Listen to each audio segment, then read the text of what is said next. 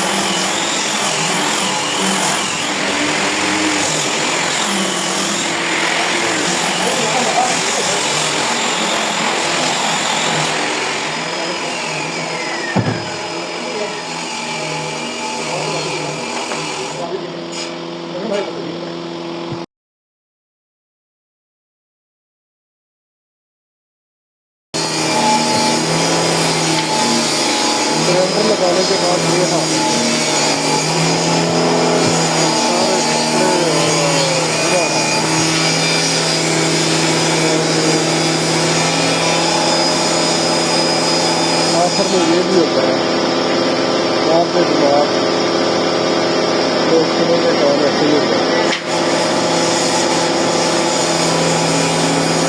पता नहीं कैसे समय में ऐसे ही हो जाता है। ऐसे नहीं लग रहा जब टिकटॉक का फिल्टर लगा के जो पिक्चर बनाई है